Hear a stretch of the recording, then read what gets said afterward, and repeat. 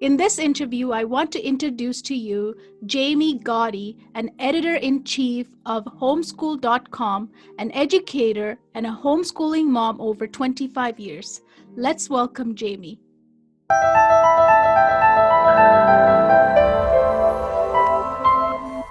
So thank you so much for joining me today, Jamie. And I wanted to start by asking you, you have 6 children who you homeschooled and homeschooling still, right? I want to ask, when you got started, was there anything that was hard to set up in the beginning when you began your homeschooling journey?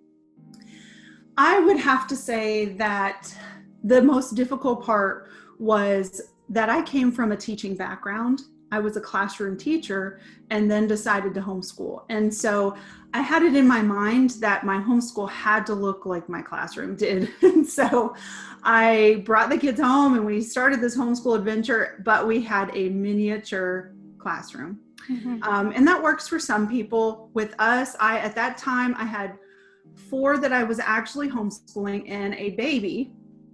And it just didn't work. We needed to be more flexible. I had like detailed schedules and detailed lesson plans. And I learned that I had to embrace the fact that everything was going to be unique and different for my children. And so once I learned that, then things were much better. And it was a good homeschooling adventure. But at first it was a little rocky because of that mindset. Okay. And how about balancing? I guess you can go into that now, is like balancing the family life and teaching 6 children, or even not, it doesn't even have to be 6 children. Even if you have 2 or 3, it's kind of a big thing, right? Big deal. It is. It takes a lot of effort. I would say that a lot of times I feel like I have to be on my game. I can't just totally relax and not think about stuff. Like I have to be organized. I have to have things planned.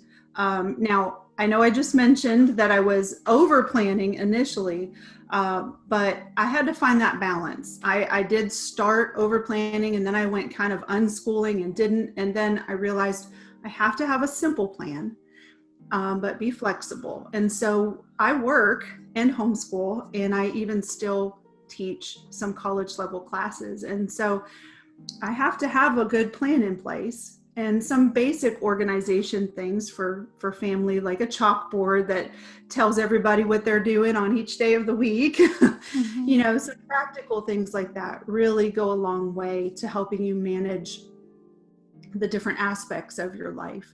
Even a simple meal plan, things like that. And I did want to throw out, homeschool.com has a free planner that homeschool moms are welcome to just go right over there right now and grab. And it has that in there. It has a simple homeschool plan and then a meal plan. And just obviously we want to keep it simple but flexible and keep our education unique for our children. So you do have to have some planning and organization to help you do that. Yes, for sure. And how about, you said you worked as well, right? Some people right now thinking that, can I work and homeschool? Is that going to be tough? How do I balance that? You've done it. How was that for you? And is it's possible? Right? Planning is probably the main thing. Right. It is absolutely possible. And I would not trade my life over the last 10 years for anything. I've enjoyed it. It's been wonderful to stay at home with my children and to just watch them grow up and not miss any of their firsts.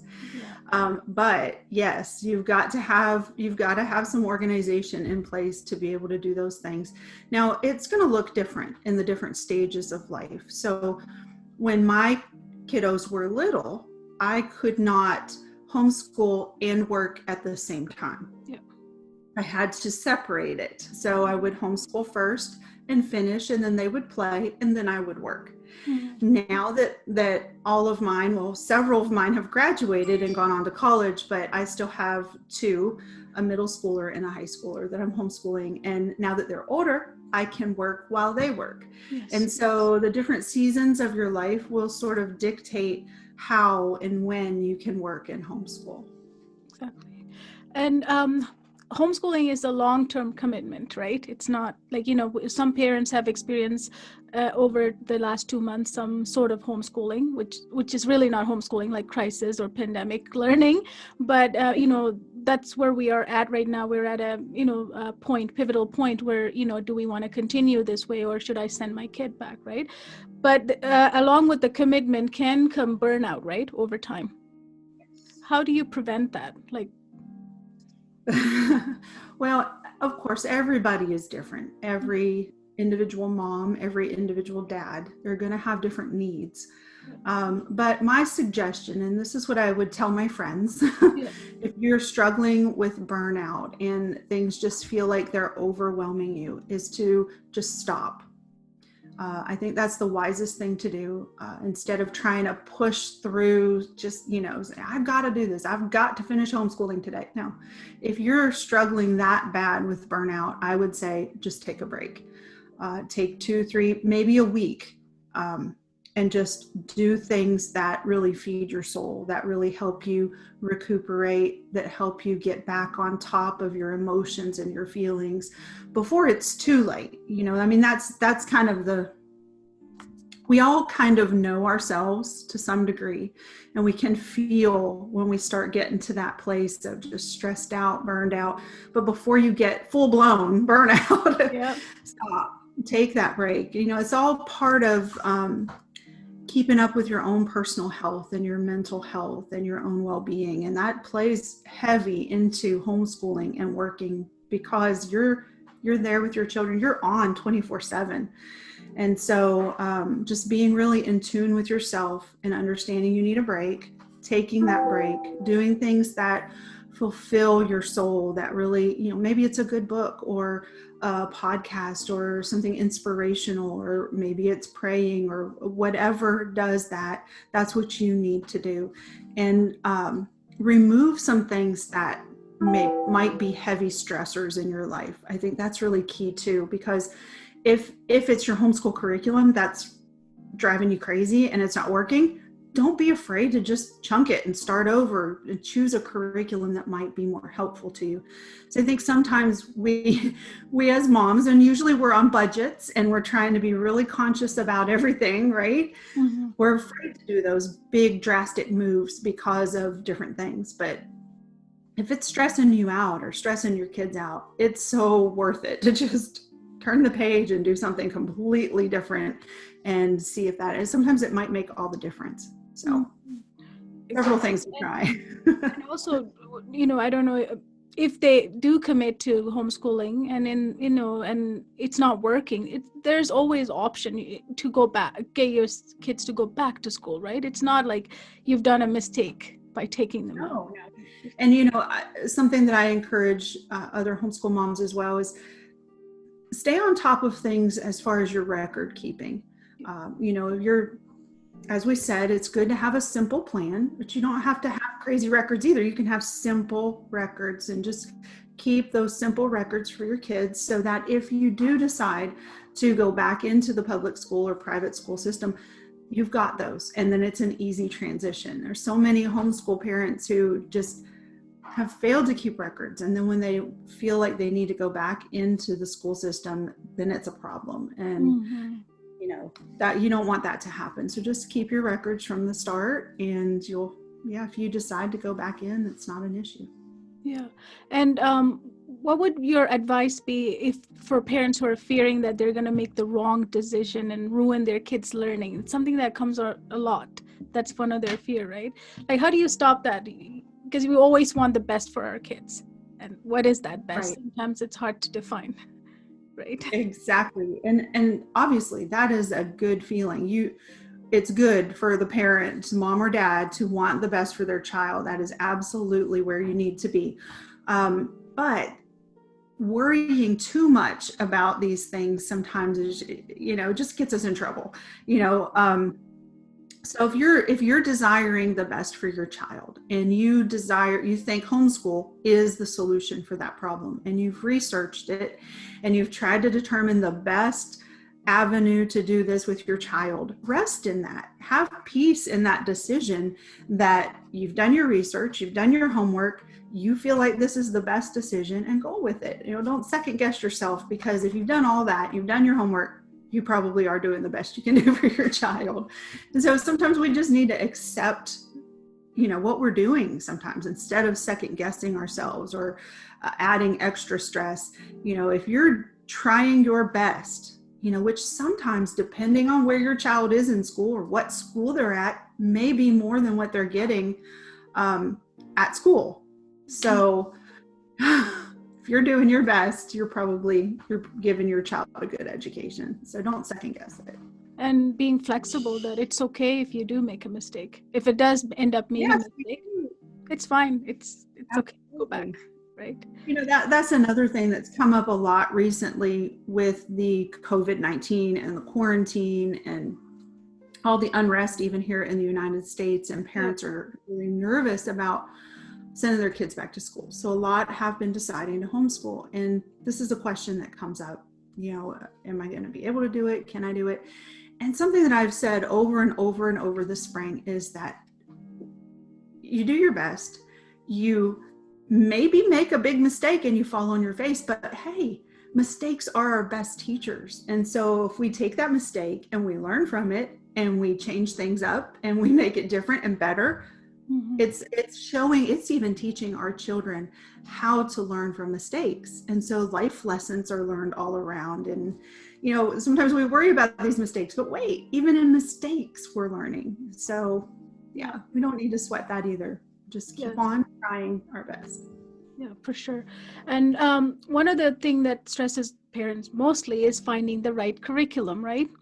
Right. It's a huge thing. And then also worrying about how is that going to meet my child's ability to learn, right? Because each child has different abilities. So how did you manage that with 6 kids? They have unique learning abilities, right? Yeah. Yes. And that is something that I hope everybody can come to understand. And sometimes new homeschool parents don't completely get this, but every single child will learn differently. And I think that is one of the most beautiful things about homeschooling, is that we can tailor this education that we're giving to our children to meet each unique need. And so every single child's education can look differently, and it doesn't have to be difficult to do that. So I'll just give you some case in points just to kind of see what I've done. Obviously, we've talked about I've had 6 children, and every single one of them I've had to do a little differently. My oldest child really loved workbooks and reading and writing. And so she flourished using that method of homeschooling. And then my second daughter was a little bit more hands-on. She liked different things. We did some online school. We did some schooling on the computer. It wasn't really online, but things were a little bit different. And then I have my only son out of all 6 of my children. He was completely different. Everything needed to be hands-on or online kind of computer animated kind of things. And he really flourished with checklists.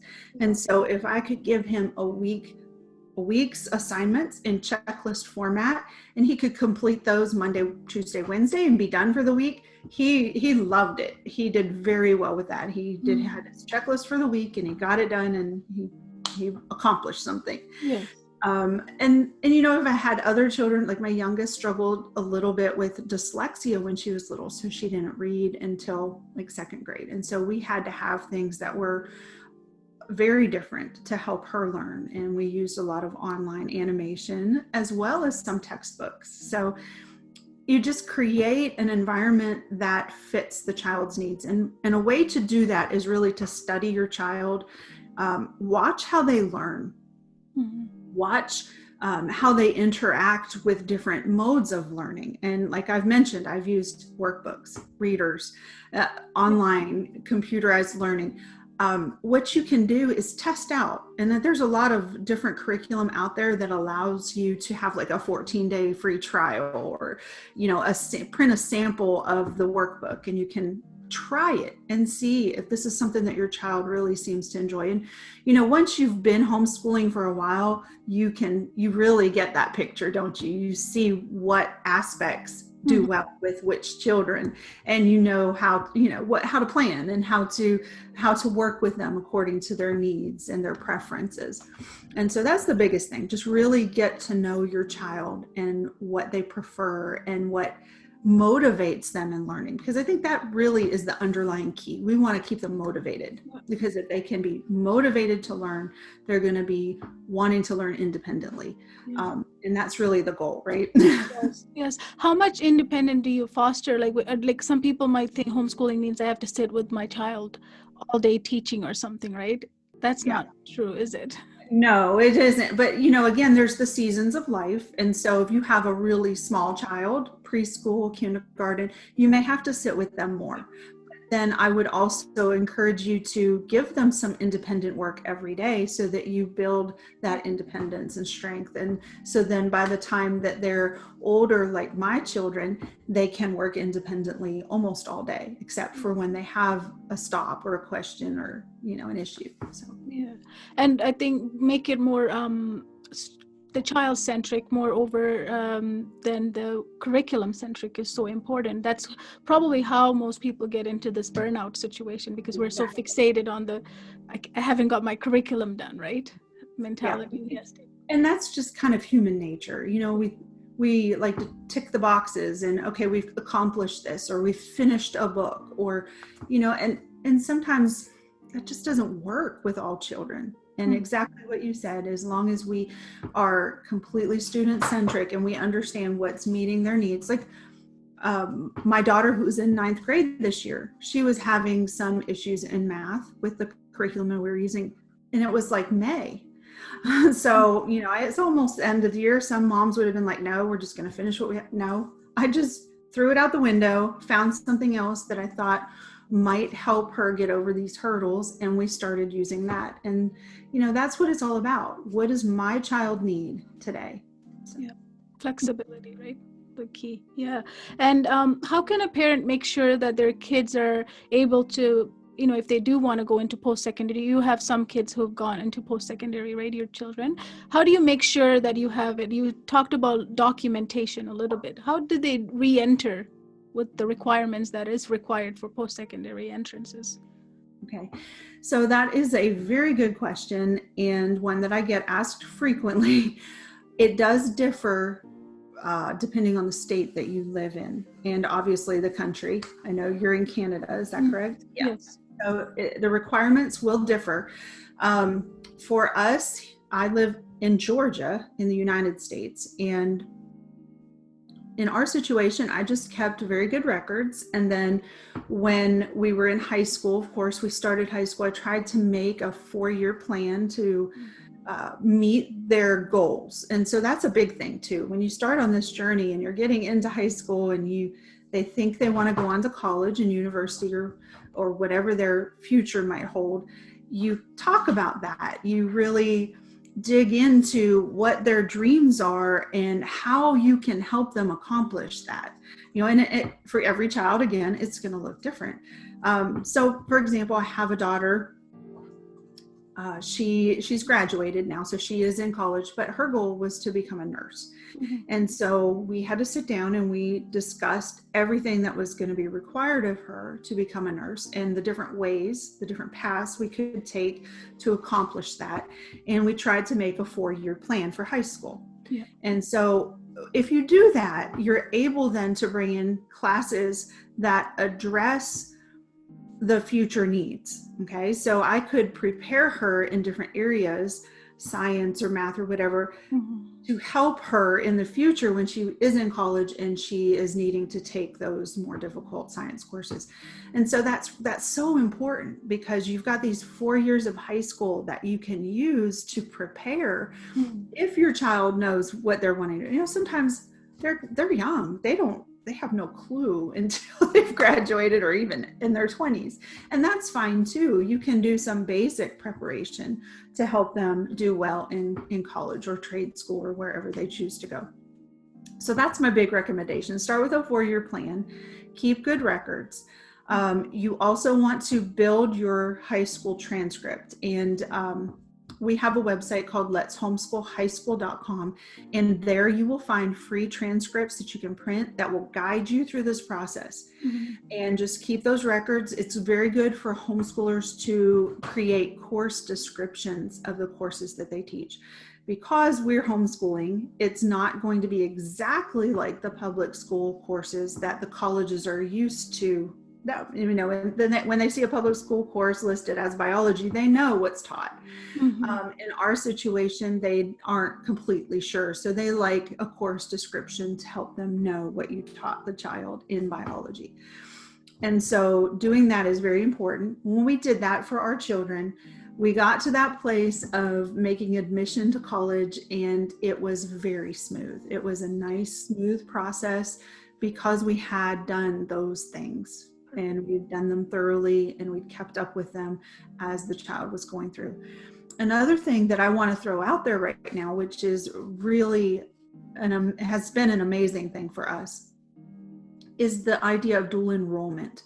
And I'm not sure if Canada has opened that up. Okay, good.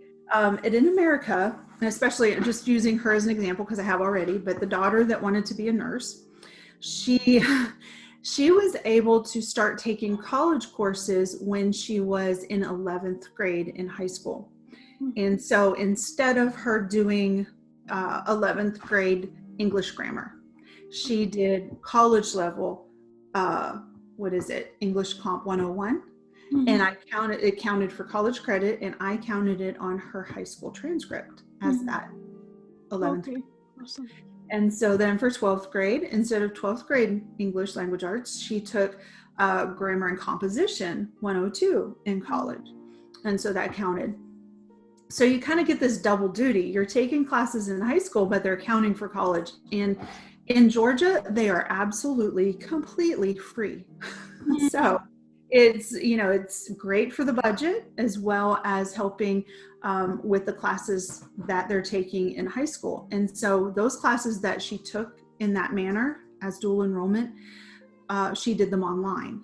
And so that was another plus because our demographics really didn't change. She wasn't out of the home. She wasn't in a classroom with adults, where I was worrying about her being young, and, she was still at home, but she was taking these challenging classes, and it worked out really well. Yeah. So by the time she graduated, she had over 20 college credit hours, which is really nice to get started with, right? Yes, absolutely. I don't think we have quite like that here in Canada, but could change, right? Could change. Yeah, A lot of changes it's are a very happening. nice program to be able to get started early like that. I want to touch on the money. Like, is homeschooling expensive? Well, it all depends. So there are, like we've said, there are so many different ways to homeschool. You can homeschool and use your public library resources and it be absolutely free. Or you can homeschool and use online resources like Khan Academy and other ones that are absolutely free. So you can start there. Or you can use online. I know we used an online curriculum provider called Time for Learning, and it was very inexpensive. In elementary, it was like $20 a month, and high school is like $30. Okay. Which is very affordable, really, in comparison to other curriculum. And it was a good, solid curriculum. But then there are workbook programs that if you go completely workbooks, it can range from a couple $100s.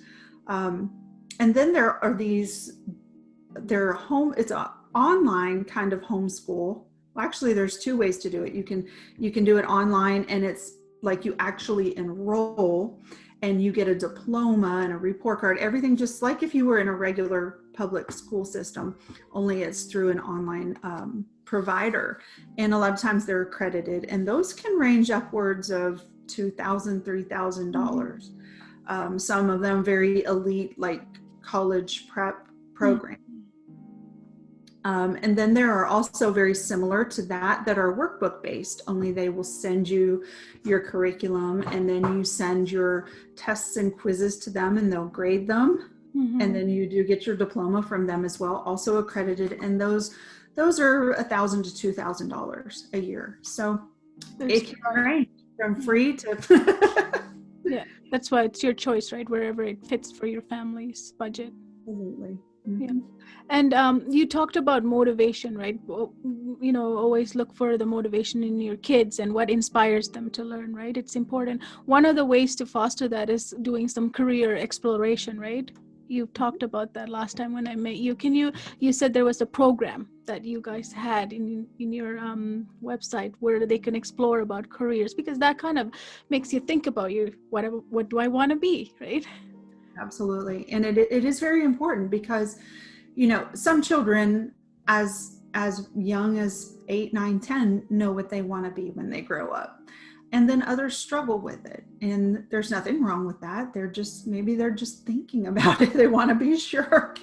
So, if your teenager is still struggling with it and they're just not sure, we do have what we call a career exploration course. It's an 8-week course, and it's free, and you can find it on letshomeschoolhighschool.com, and that just walks your student through kind of the thought process. What do you think I'm cut out to do, or what abilities do I have? And those are all things that should tie into a young person's career choice. And what motivates them, because one thing I tell my kids all the time is choose something to do with your future that you enjoy, because then every day you'll get up and you'll enjoy going to work. So that's what I encourage students to do. I want them to find something that just brings them joy, and then the rest of their life will follow. I mean, they'll find joy in their job and their career and their future. How did you make sure your kids were socializing? One of the fear everybody talks about homeschooling is that, they're going to be away from their peers and they're not going to have socialization with the other people. How do we fix this, and how would they come up in the real world afterwards, right? What would you Right. say to that?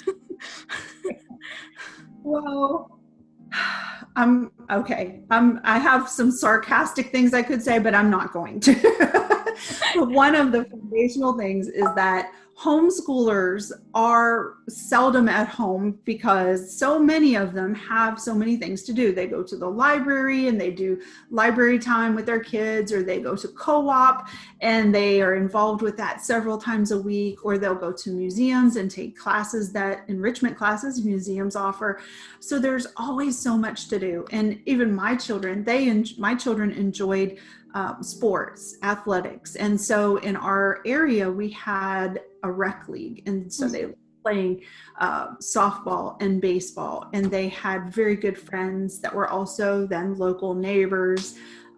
And then, of course, church activities. And there's so many ways kids get socialization as homeschoolers. And, really, if you look deep into this, the homeschool method of socialization socializes the child not with just peers, but with younger children, peers, and older people. And so I feel like it gives a more complete socialization than just spending the entire day with 20 to 30 of your peers. I think that's a lopsided socialization. You only have one perspective then. Exactly. It's a myth, right? The homeschool kids never go out, or they're going to be Yes. lacking social skills, right? Kind of a myth. They're sitting there like they're in jail. Yes, it's the opposite is true, for sure. And as a teacher and, college professor and stuff, why did you start homeschooling? Like, what was your inspiration to do that? Well, it was kind of a surprise. We actually hadn't planned on it initially. And, as I mentioned, I was a classroom teacher, was involved even in administration, leadership of the school. But our oldest daughter was being bullied. And it was a very difficult time. It was a difficult situation because the teachers, nor even, I was involved in leadership. We could not catch the bullies in action. And we all know that that's kind of the issue. You have to catch them. You have to have proof and documentation and all of that to be able to do anything. And so because of that, very smart bully, we just decided that we would start homeschooling. Our daughter was at the place where she would cry every day when she had to go to school. and we were tired of it. We did not want to see that. She wasn't learning at her, at her abilities, because she was so worried about what was going on. And so that's what prompted us to start homeschooling. And we started with initially with the oldest two. Our oldest child was in 4th grade, and second child was in 2nd grade. And then I have a set of twins right in the middle, and they were kind of preschool. I'm so glad we did. I would never change it. No regrets. Absolutely. Last question is, what advice would you give parents who are on this fence of should I homeschool or not? Should I do it? Well, of course, as we've talked, throughout our conversation, everybody's different. And so my advice would be, if you feel in your heart of hearts that it might be a positive change for your home, for your children, to give it a try. Nothing is ever permanent. So I would say, if you're wondering and you've been thinking about it a lot, you might need to just give it a try and see if it works well for you. If it doesn't, no harm, no foul.